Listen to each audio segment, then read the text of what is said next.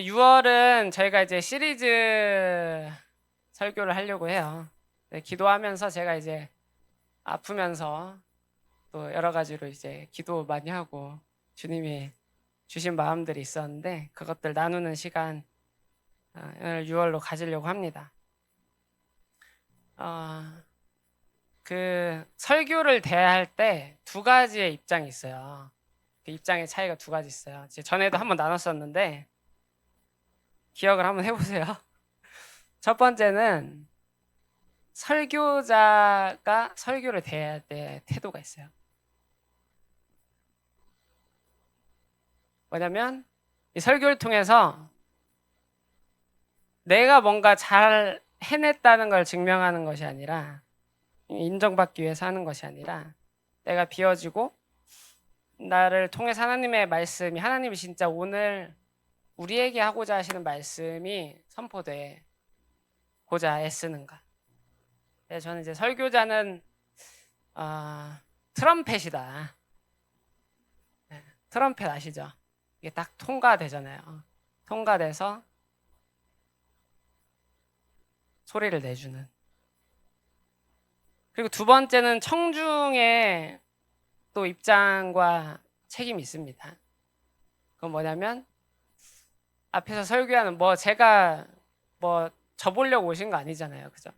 저를 통과해서 성령님께서 오늘 나에게 하시는 그 원포인트 레슨이 무엇인지, 그 레슨을 받는 거에 이제 전 집중하는. 제가 오늘 예배 전에도 기도를 했는데 교회가, 그러니까 예수님의 제자들이 진짜 예수 그리스도의 제자다운 모습을 보여주기 시작한 순간은 언제예요? 예수님이랑 함께 있을 때 아주 그냥 제대로 제자다운 모습 보여줬나요? 네. 복음서 보면 아시죠? 참 그걸 솔직하게 적어놓은 복음서 참 대단해요. 네. 그걸 통해서 이제 예수님을 더 보게 되는데, 바로 오순절 다락방에서 성령님이 임하셨을 때 제자들이 진짜 변화가 되죠. 그렇기 때문에 우리 교회가 정말 되기 위해서는 다른 게 필요한 게 아니에요. 우리 한 사람 한 사람이 정말 성령님이 나를 다스려 주실 때, 그 다스림을 내가 경험하고 그 의와 평강과 희락이, 기쁨이, 그 경험이 될 때 우리가 교회로서 살아갈 에너지를 얻는 거예요. 살아가게 되는 거예요. 그러면 그렇기 때문에 우리가 성령을 구해야 된다라는 마음을 주셨고, 우리가 이제 6월 동안은 이 성령 시리즈로 성령 시리즈 주제 말씀이 요한복음 16장 8절에서 10절이다. 오늘은 8절 9절만 읽도록 하겠습니다. 오늘 본문이 아니라 이제 6월 시리즈 주제 말씀이에요. 읽겠습니다. 시작. 그가 오시면 죄와 의와 심판에 대하여 세상의 잘못을 깨우칠 것이요. 한 번 더. 죄에 대하여 깨우친다고 함은 세상 사람들이 나를 믿지 않기 때문이요. 아멘. 네. 8월이에요. 8절. 그가 오시면 지금 충만해서 그래요. 8절 그가 오시면, 그가 누구예요? 아니 이제 제가 얘기했잖아요. 그치. 그 맥락 좋아요. 성령이 오시면 이 세 가지에 대해서 세상의 잘못을 깨우칠 것이다. 그래서 오늘은 첫 번째, 죄에 대해서 깨우치신 성령님에 대해서 나누겠습니다. 이 요한복음에서 깨우친다라고 하는 이 단어, 헬라어 단어의 뉘앙스는 엘렌코라는 단어인데, 이건 이제 단순히 이제 깨우치는 느낌이 아니라 잘못을 드러내다, 논박하여 유죄를 입증하다, 진실을 밝혀 드러내다, 설득하여 인정하게 만들다라는 뉘앙스를 가졌어요. 그리고 이 의미를 사도 요한이 어떤 이미지로 활용하냐면, 표현하냐면 빛으로 활용합니다. 그래서 숨겨진 진실을 폭로하는 빛. 빛이 어둠을 비추지만 어둠이 깨닫지 못하다. 그리고 또 다른 느낌으로는 이 깨우치다라는 이 단어 자체가 법적 용어예요. 그래서 법정에서 이제 검사가 결정적인 증거를 탁 제시를 하면은 이제 더 이상 부인할 수 없는, 그렇게 이제 진실이 드러나 버려서 인정할 수밖에 없는, 그것이 바로 성령께서 하시는 일이다. 그래서 오늘 첫 번째, 죄에 대한 깨우침. 네, 오늘 제목이 진짜 제자가 되기 위한 관문인데요. 오늘 말씀을 같이 봉독하겠습니다. 제가 먼저 읽고 그 다음에 여러분들이 읽으시겠습니다. 베드로가 안뜰 바깥쪽에 앉아 있는데 한 한유가 그에게 다가와서 말하였다. 당신도 저 갈릴리 사람 예수와 함께 다닌 사람이네요. 네, 자 시작.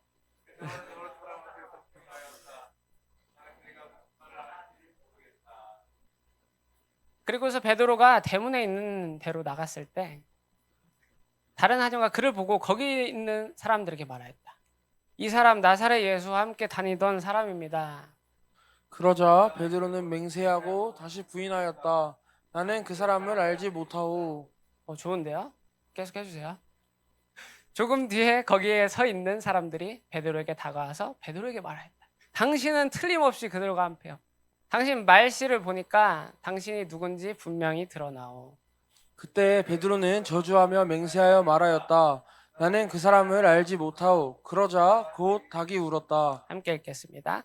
베드로는 베드로는 닭이 닭이 울기 전에 네가 내가 나를 세 번 부인할 것이다 하신 예수의 예수의 말씀이 말씀이 생각나서 생각나서 바깥으로 나가서 몹시 몹시 울었다. 아멘. 네, 오늘 이제 등장 인물이 누굽니까? 이제 베드로죠. 이제 메인 캐릭터인데 우리 베드로 누구예요? 예수님의 수제자잖아요. 오늘 본문은 우리 예수님의 수제자인 베드로의 흑역사. 네. 네, 여러분 이제 제자가 뭐 하는 사람이에요? 배우는 사람이잖아요. 근데 이제 강의를 듣는 제자가 있고 레슨을 받는 제자가 있잖아요. 그 느낌이 완전히 다르죠. 강의를 듣는 제자는 어떤 제자예요? 뭘 배워요? 지식을 배우죠. 레슨을 받는 제자는 몸으로 배우는 거예요. 그러면 예수님의 제자는 어떤 사람일까요? 둘 다. 둘 다. 둘 다인데 이제 지식만 배우는 게 아니라 우리가 몸으로 배운다는 게 결국에는 지식과 실전을 같이 배우는 거예요. 예수 그리스도를 따른다는 것은 결국엔 삶을 배우는 것입니다. 그렇기 때문에 우리가 계속 강조를 하잖아요. 우리 그 에바너 1과 교회가 무엇인가? 세 번째가 뭐예요? 첫 번째? 뭐야? 어떻게 된 거야? 네. 교회는 제자 공동체입니다, 여러분. 네. 무리를 이렇게 어떻게든 많이 모으려고 하는 게 예수님 원하셨던 거 아니고 한 사람을 제자로 만드는 거 예수님 원하셨어요. 그렇기 때문에 설교를 들을 때 우리가 어떻게 들어야 되냐? 아까 레슨이라고 했잖아요. 레슨은 뭐예요? 내가 실제로 하고 있는 거를 선생님 거랑 비교하면서 잘하는지 판단하는 거예요. 그냥 단순히 내가 이걸 안 해 모르네. 단순히 지식을 말하는 게 아니고. 그쵸? 그래서 설교를 들을 때 정말 중요한 태도. 설교자도 그렇고 여기 청중 분들도 그렇고 우리 공통으로 우리가 주목해야 될 태도가 뭐냐면 이 설교 내용을 아는가가 아니고 내가 이 설교 내용대로 살고 있는가로 자신을 자꾸 점검해요. 여기 고인물들 많으니까 이제 아는 거 많잖아요. 최악은 이제 고여도 아는 게 없으면 최악이긴 한데 차라리 그게 나을 수도 있어. 근데 내가 보니까 왜냐하면 지식을 많이 알고 있으면 자기가 이미 안다고 생각하고 자기가 그렇게 또 살고 있다고도 착각할 수 있어요. 근데 우리가 설교를 들을 때, 하나님 말씀 앞에 설 때, 저도 그렇고 저도 준비하면서 계속해서 내가 이 말씀을 살아내고 있는가를 주님 앞에서 점검해야 되고, 여러분도 말씀을 들으실 때 그게 되셔야 된다. 근데 베드로도 지금 레슨을 받고 있는 거예요, 여러분. 무슨 레슨을 받고 있을까요? 저는 이 베드로가 진정한 제자가 된 순간이 언제냐? 바로 이 순간. 내가 예수 그리스도를 부인할 수밖에 없는 요 정도밖에 안 되는 애구나를 깨달았을 때라고 생각해요. 그러니까 이게 예수님이 이제 이따가 예수님 말씀하신 거 나눌 텐데, 베드로를 위해 준비한, 정말 떠나시기 전에 준비한 최고의 레슨이었다. 자, 말씀 다시 한번 읽어보겠습니다. 시작. 베드로는 여러 사람 앞에서 부인하였다. 나는 내가 무슨 말을 하는지 모르겠다. 한 번 더. 그러자 베드로는 맹세하고 다시 부인하였다. 나는 그 사람을 알지 못하오. 자, 마지막. 그때 베드로는 저주하며 맹세하여 말하였다. 나는 그 사람을 알지 못하오. 그러자 곧 닭이 울었다. 이 주보에 말씀이 있잖아요. 그 말씀 잘 보세요. 이 70절, 72절, 74절. 관찰을 잘 하시는 분은 점점 뭐가 세지는 게 느껴질 거예요. 네. 처음에는 부인해요. 부인도 그냥 예수님 모른다고 하지 않고 이제 청문회식으로 너 뭔 말하는지 모르겠다. 아 몰랑 이렇게 얘기하죠. 두 번째는 어때요? 이제는 맹세를 해요. 맹세를 하면서 정확하게 나 예수님 몰라요 라고 얘기합니다. 근데 맹세한다는 게 뭐예요? 이스라엘 맹세식이 있어요. 맹세 방법이 있어요. 하나님을 두고 맹세한다. 하나님의 이름을 걸고 맹세를 하는 게 있어요. 나는 그 사람을 모른다 라고 아마 얘기했는데, 이걸 이제 굉장히 센 표현이기 때문에 직접적인 워딩으로 표현하지 않고 그냥 맹세했다고만 얘기하는 것 같아요. 그리고 74절에 어디까지 가요? 저주하며 맹세하여 말한다. 저주한다는 거는 이런 느낌인 거죠. 내가 예수님 알면 내가 하나님께 벌을 받고 벌을 받을 것이다 라고 하면서까지 예수님 부인했다는 거예요. 처절하죠. 근데 베드로가 이전에 예수님이랑 같이 있었을 때 마지막에 뭐라고 했는지 아시죠? 네. 그리고 예수님께서 이 말씀을 하셨죠. Yes. 예수님께서 뭐라고 하셨어요? 예수님께서 정확하게 예언을 하셨죠. 그죠? 이게 언제인지 아시죠? 예수님 잡히시기 전에 그 마지막 순간, 겟셋마네 기도하시기 전에. 이렇게 얘기하니까 베드로가 그때 뭐라 그랬어요? 자, 읽겠습니다. 시작. 베드로가 예수께 말하였다. 주님과 함께 죽는 한이 있더라도 절대로 주님을 모른다고 하지 않겠습니다. 그리고 다른 제자들도 모두 그렇게 말하였다. 그러고 나서 저주하면서 맹세하면서 예수님, 내가 예수님 알면 하나님께 저주받을지어다 라고 하면서 예수님을 부인하는 그 처절한 실패의 현장을 우리가 봤습니다. 그러니까 예수님이 이 말을 하셨을 때 이미 다 아셨죠. 요한복음에도 예수님이 모든 사람의 마음을 아신다라고 얘기했어요. 예수님이 이 말을 하시고, 근데 왜 베드로를 그냥 내버려 두셨을까를 생각해요. 이렇게 정확하게 너가 나를 닭이 울기 전에라는 특정 시간까지 얘기하면서 3번이나 나를 모른다라고 미리 말씀하셨음에도 막지 않으신 이유가 뭐였을까?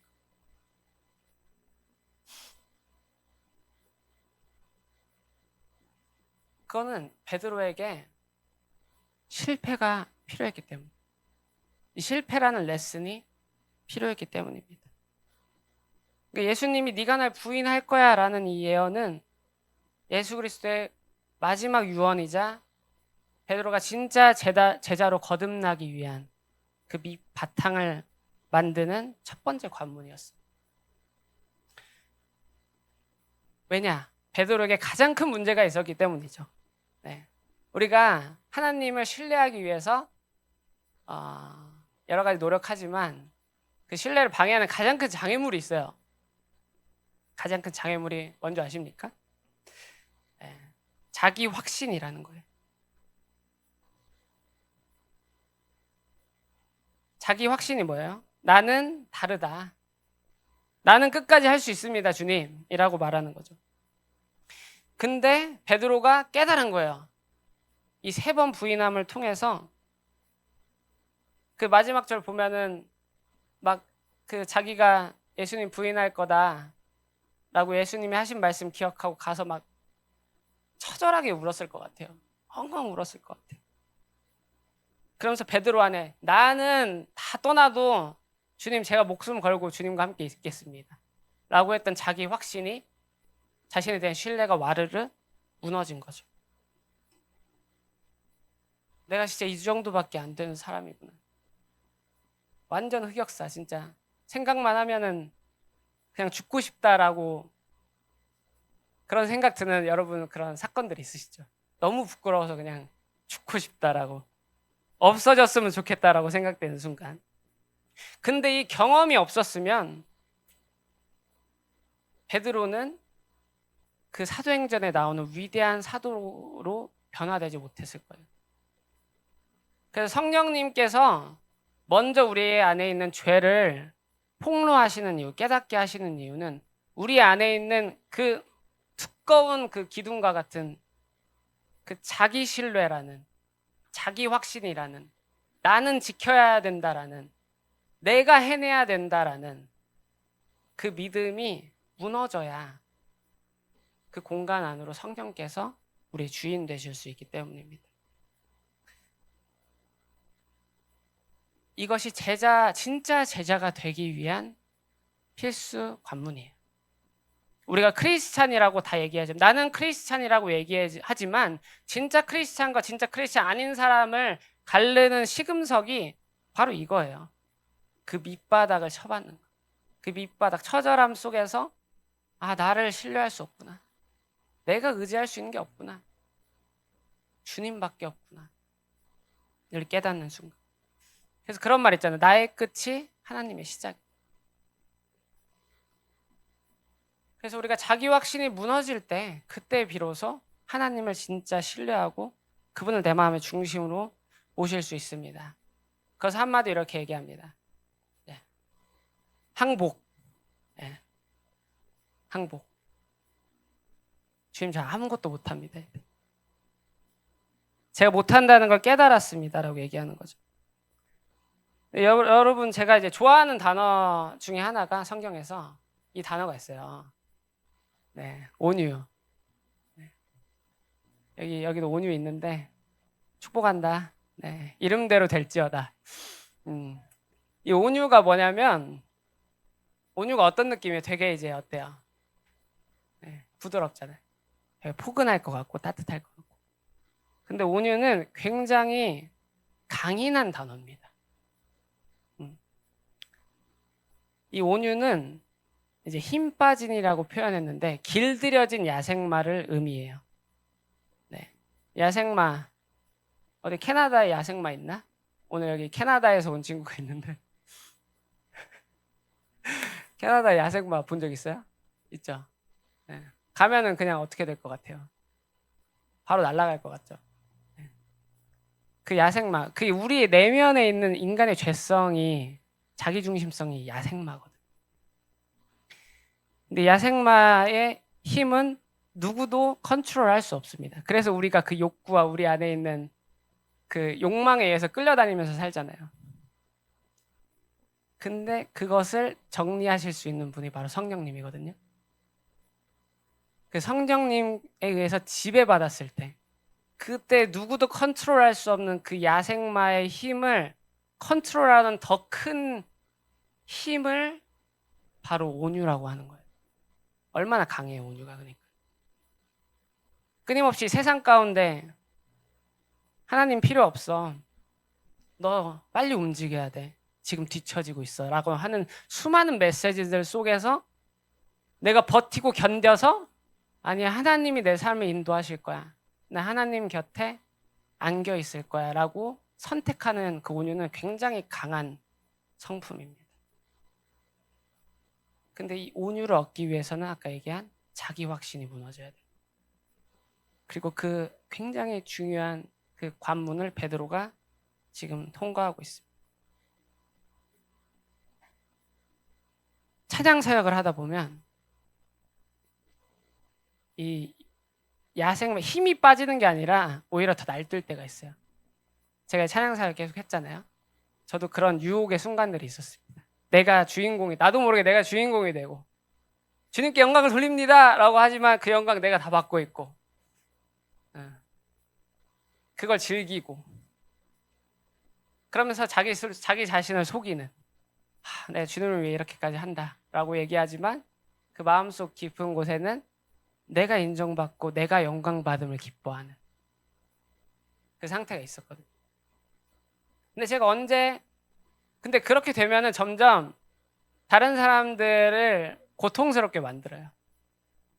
근데 제가 이제 개척하기 전에 이 온유를 배워서 다행인 게 이 온유를 배우고 나면은 힘이 빠지면서 그 전에는 내가 막 이렇게 했던 예 하면서 자꾸 나를 드러내려고 내가 안 드러내려고 해서 자꾸 내가 드러나 나 좀 봐줘 이렇게 하게 되는 그 삶에서 안정감을 찾거든.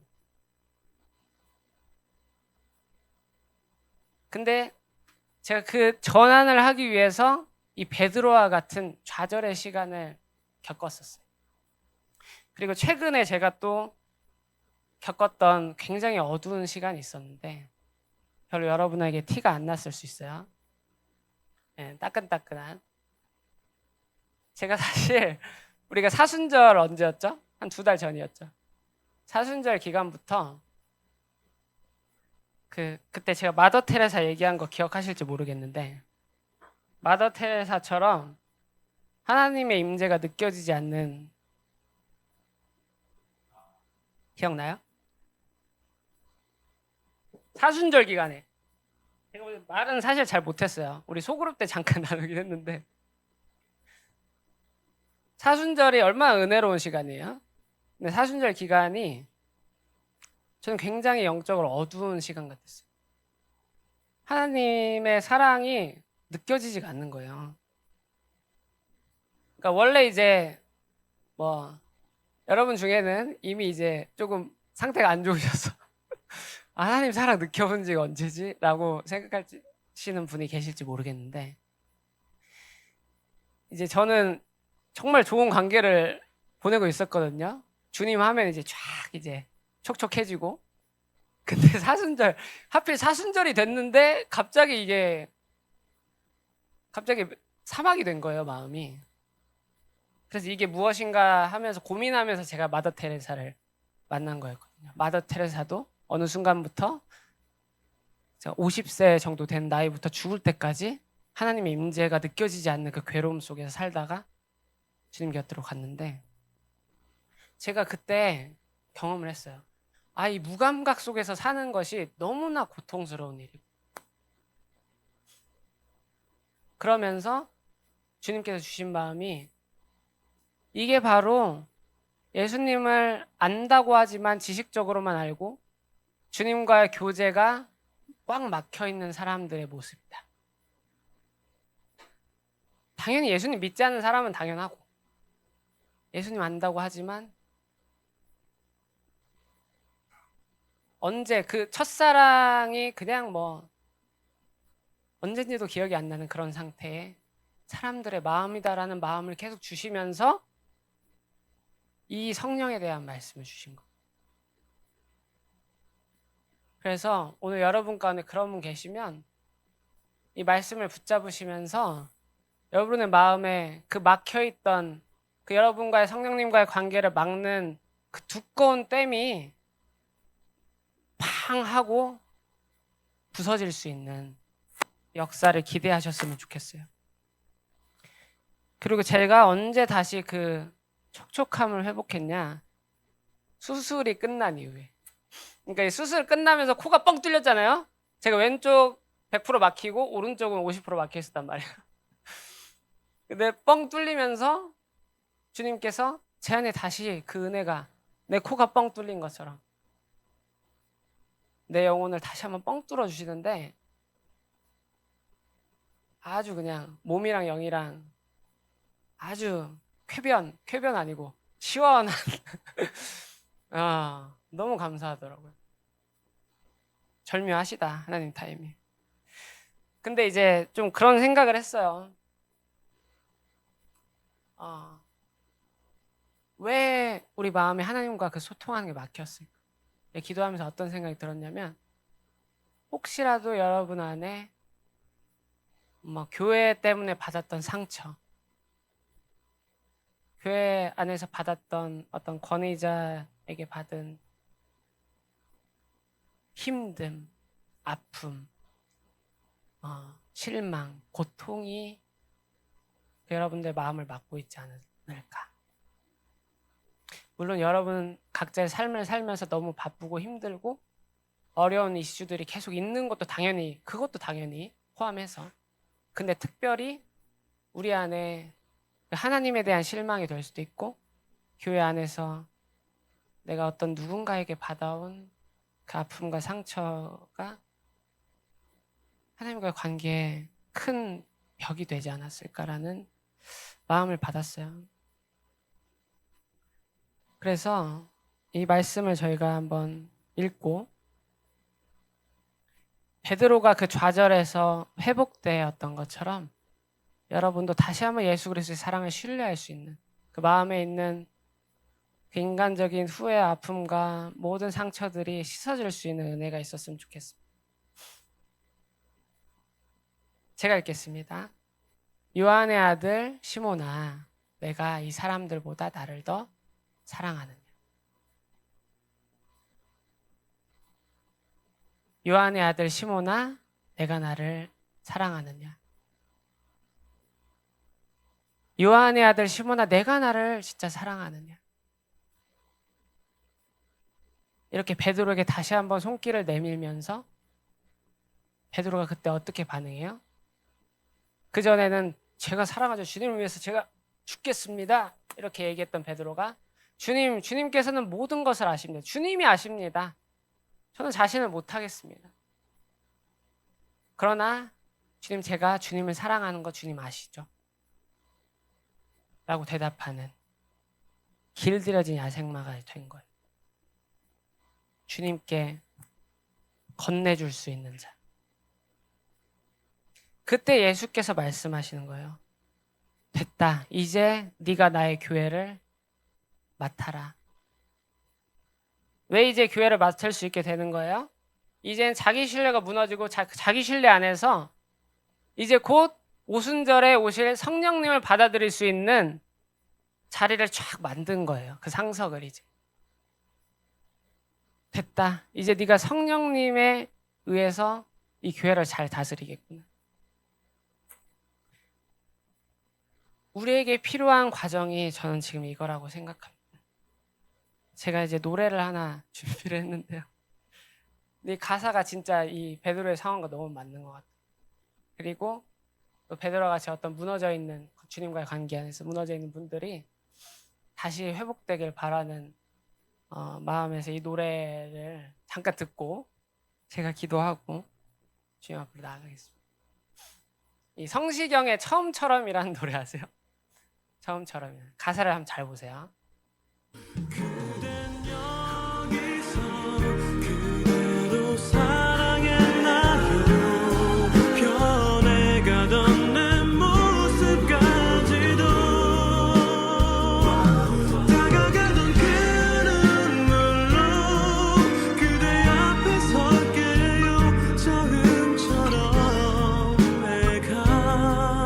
다시 그 자리로 가도 된다면